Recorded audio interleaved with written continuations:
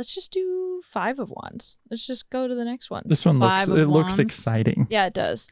What you're seeing on this card is you're seeing a group of 5 people, and they look like they are fighting with giant wands, giant sticks, plonking each other on the head. Yeah, clubs almost. Again, we have the 5s here, and what we know about the 5s are strife, frustration. Again, sort of school of hard knocks. We're having to learn something. But what's interesting about this is we're looking at a group of people who seem to be fighting, but the reality of the situation is this is a mock fight. Oh, okay. Yeah. So it's not actually a fight. They do kind of look like kids. They almost look like children. Yeah, they probably are pages, very likely, younger people. Yeah. But again, it's not necessarily people that are fighting one another. It's people who are mock fighting. They're kind of working together to practice something or to kind of move towards something. Or maybe they're training. Yeah, like competition. Oh, cool. Mm-hmm. But we see the healthiness of the 5s in this card, I think, because what you're seeing is strife, but really what it is competition. Maybe it's healthy competition. Maybe they're getting better at something. They're working towards something. And so it's a great example of that. What would the reverse of that card be? It could be that there are that healthy competition is actually inverted. So it's not necessarily healthy. It's not really helping. It's not pushing for the benefit of everyone. It isn't kind of in a good spirited way. Maybe it's out of spite. It's out of spite. Not in good pettiness, faith. Jealousy. Yeah. Sure. Okay. Mm-hmm. All right. What else, Keelan? Pick another one. All right. How about this one's pretty gnarly. This is the 10 of Swords. Yes. What you're looking at in this card is you see a black sky, black clouds that are hovering over top of a dead body with 10 swords stuck in its back. Yeah. So this is a great example of a card that might come up and you probably will gulp and be really frightened by it because it's a pretty intense scene. But the thing that's really interesting about this card is you have to look deeper than what you're actually seeing. So we know that Pamela Coleman Smith, we know that A.E. Waite were members of the Hermetic Order of the Golden Dawn. What do we see in the background of this card? We see a golden dawn. We see a golden dawn. Stop. Yeah, you're right. So the card before this card is often referred to as the dark night of the soul, and you have a figure who's weeping in their bed, and it's that dark night of the soul that every one of us have experienced and will experience a few times throughout the course of our lives. This is the card that follows that. So we have a figure here laying on the ground, but what we see in the very background of this black, stormy sky is a golden dawn, and it's rising up over the mountains, and we can see the mountains in the background. The glimmer of a new day on the horizon. Our figure is laying face down on the ground.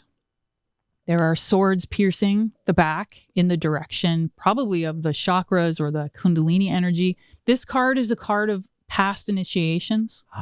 So we're seeking someone who has passed, they've gone through, they've had the dark night of the soul, they've faced the dweller on the threshold, they've moved through the abyss, through the void. Yeah. And what we're seeing left behind is the remnants, maybe, of who they used to be. Because they've been initiated. The death of their old self. Yeah. So they've moved forward. Through a journey of initiation. Mm-hmm. And it's not been easy for obvious reasons. All you have to do is look at it. It's a tough card to look at. But there's so much symbolism in it that it's a really beautiful example of how you can have something that looks so terrifying really kind of at the end of the day means something that is really beautiful and hard fought through the life experience. So as a lay person, would the interpretation of that potentially representing an ego death? Yeah. You think that's a fair interpretation? I think ego death is great, yeah. That's Even cool. just the idea of initiation in general. The initiation happens because we are changed. Yeah. And we see someone who's changed. And the hand gesture is meant to kind of remind us of the magician and the will that the magician has. I love which it. is the goal. It's a great card. It's very cool. And it represents, there's a lot of occult symbology there. Should we do one more? Let's do one more. We're learning so much, guys. Let's stick with the tens. Yeah. Okay. 10 of Pentacles. Oh, that's okay. This is perfect. This is probably my favorite card in the whole deck. Is it because there's doggies? There is doggies, which are here in a lot of different ways, but often thought of as representing Sirius. Oh, interesting. Okay, the dog star. Let's describe what we're seeing for the audio listeners. Yeah, so we see a scene of many people gathered together. It seems to be a celebration. It looks like everyone's having a good time. We have 2 white dogs. There's an archway and children, and it seems to be a happy, lovely kind of space for everyone. Yeah, it looks like they're having like a lively discussion. Yeah. You can see that it's daylight in the background. They're underneath this arch. It's kind of strange. I wouldn't know the first thing of what to pull out of this card. Yeah, so the man and woman that we see in this image are depicted throughout many of the other cards. The old gentleman sitting in the chair is often thought of as being the hermit. Oh, okay. So we'll notice in the bottom right-hand side of the card, there's a young boy. His hand is on the dog's tail, and the hermit's hand is on the dog's head, meaning as above, so below. Oh, no joke. Completion, right? Because we are looking at another 10. Yep. This is being reflected back up to the heavens. Yep. So this is one of the final cards in the tarot deck. It is kind of one of the final cards of the character cards. You'll notice on the left-hand side, there's a detail that's often forgotten. And it's kind of hidden behind the 2 pentacles, the 3 pentacles, but there's a border that looks like it's checkerboard. Oh, I see. Yeah. So the checkerboard, often, it's the Masonic checkerboard that we recognize. Sure. But what we're really looking at is a gateway to the higher dimensions. Oh, no kidding. And it's tucked away just sort of off screen a little bit, but it's meant to give us that completion that here on Earth, we are also connected to those higher realms, to those higher spiritual places.